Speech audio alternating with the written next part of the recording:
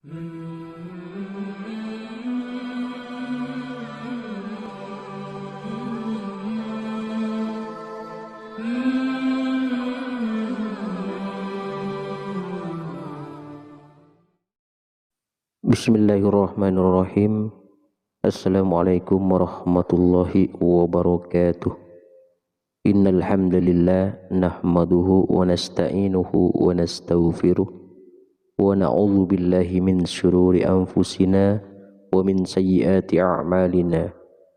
May yahdihillahu fala mudhillalah wa may yudlil fala hadiyalah. Asyhadu an la ilaha illallah wahdahu la syarika lah wa asyhadu anna Muhammadan abduhu wa rasuluh. Amma ba'du. Halo sahabatku pemirsa YouTube yang dirahmati Allah. Senang sekali kita semua bisa berjumpa kembali di channel ini. Tentunya harapan dan doa saya semoga yang menyimak video ini selalu diberikan kesehatan, umur yang barokah, dan diluaskan rezekinya oleh Allah Subhanahu wa taala. Amin amin Allahumma amin. Sahabatku pemirsa YouTube yang dirahmati Allah, wudu memiliki kedudukan yang penting dalam agama Islam. Tidak sahnya wudu seseorang dapat menyebabkan solat yang ia kerjakan menjadi tidak sah. Sedangkan solat adalah salah satu rukun Islam yang tidak dapat ditawar-tawar lagi. Oleh karena itu merupakan suatu kewajiban bagi setiap muslim untuk memperhatikan bagaimana dia berwudu. Nabi Shallallahu Alaihi Wasallam bersabda, tidak diterima solat yang dilakukan tanpa wudu, dan tidak diterima sodakoh yang berasal dari harta yang didapat secara tidak halal. Hadis riwayat Muslim. Oleh karena itu berikut ini 10 kesalahan yang sering dilakukan oleh kaum muslimin pada tata cara berwudu. Yang pertama, tidak membaca bismillah. Rasulullah Shallallahu Alaihi Wasallam bersabda, tidak sempurna untuk seseorang yang tidak membaca basmalah. Hadis riwayat Ahmad. Yang kedua, tidak sempurna membasuh anggota wudu. Tidak sempurna dalam membasuh anggota wudu dan mengakibatkan ada sebagian anggota wudu yang tidak terbasuh oleh air. Imam Al-Bukhari rahimahullah meriwayatkan dalam kitab sahihnya dari Muhammad bin Ziyad, dia berkata, aku mendengar Abu Hurairah radhiyallahu anhu, saat itu beliau melewati kami dan orang-orang sedang berwudu. Sempurnakanlah wudu kalian. Sesungguhnya Rasulullah Sallallahu Alaihi Wasallam bersabda, celakalah tumit-tumit yang tidak terbasuh air ketika berwudu dari api neraka. Dan dari Khalid bin Mi'dan, dari sebagian istri-istri Rasulullah Sallallahu Alaihi Wasallam, sesungguhnya Rasulullah Sallallahu Alaihi Wasallam melihat seorang laki-laki yang sholat, sedangkan di punggung kakinya terdapat bagian mengkilap karena tidak terbasuh oleh air wudu, seukuran uang dirham atau logam.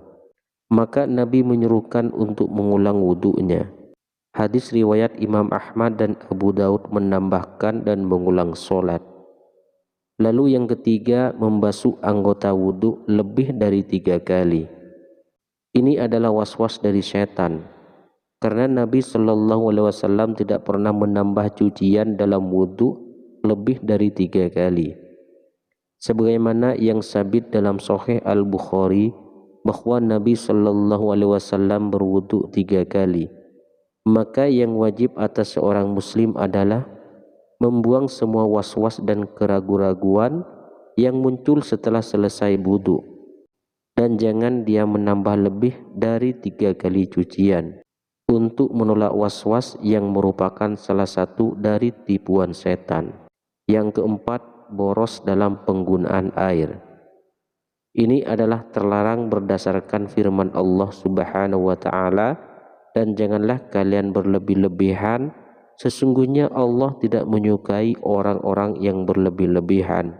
Quran Surah Al-An'am ayat 141 dan Al-A'raf ayat 31. Rasulullah pun bersabda tentang hal ini, "Janganlah kalian boros dalam penggunaan air." Maka beliau saat berkata, "Apakah dalam masalah air ada pemborosan?" Beliau bersabda, "Ya, walaupun kamu berada di sungai yang banyak airnya." Hadis riwayat Ahmad. Yang kelima, menyebut nama Allah di dalam WC atau masuk ke dalam dengan membaca sesuatu. Di dalamnya terdapat zikir kepada Allah. Ini adalah hal yang makruh, maka sepantasnya bagi seorang muslim untuk menjauhinya.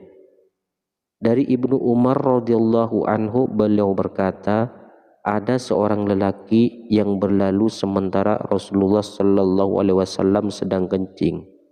Maka orang itu pun mengucapkan salam, tapi Nabi tidak membalas salamnya. Hadis riwayat Muslim. Hal ini karena menjawab salam dalam termasuk zikir. Yang keenam, beristinja atau mencuci dubur setelah buang angin. Tidak ada istinja ketika buang angin atau kentut. Istinja hanya pada buang air kecil dan buang air besar. Maka tidak disyariatkan bagi orang yang kentut untuk beristinja sebelum berwudu, sebagaimana yang dilakukan oleh sebagian orang. Imam Ahmad rahimahullah berkata, tidak terdapat dalam Alkitab, tidak pula dalam sunnah Rasulnya, adanya istinja dalam kentut, yang ada hanyalah wudu. Yang ketujuh, tertidur kemudian tidak mengulang wudu. Sebagian orang tertidur di masjid, kemudian apabila iqamah dikumandangkan, dibangunkan oleh orang di sebelahnya, lalu langsung bangkit sholat tanpa berwudu lagi. Orang yang seperti ini wajib baginya untuk berwudu, karena dia lelap dalam tidurnya.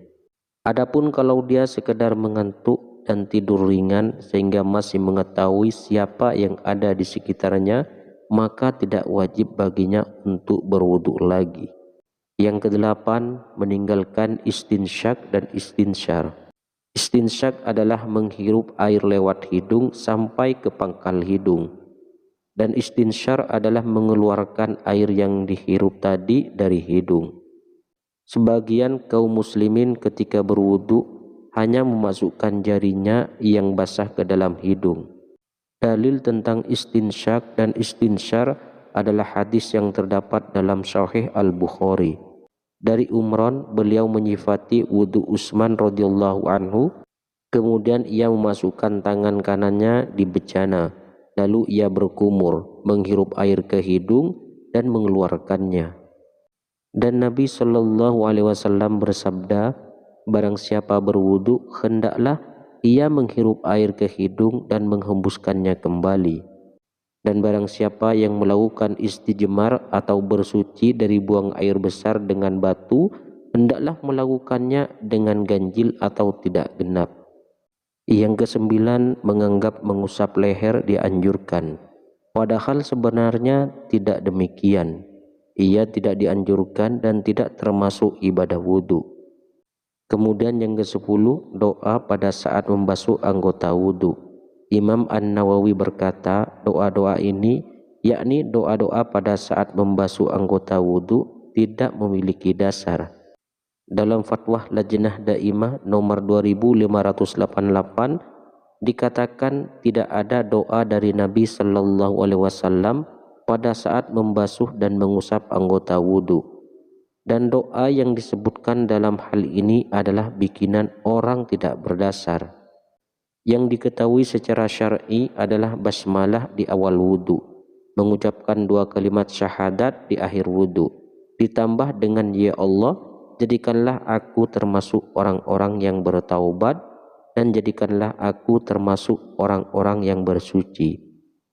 Sahabatku pemirsa YouTube yang dirahmati Allah, mungkin itu saja yang bisa saya sampaikan pada pertemuan kali ini.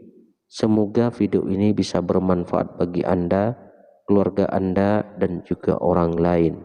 Assalamualaikum warahmatullahi wabarakatuh.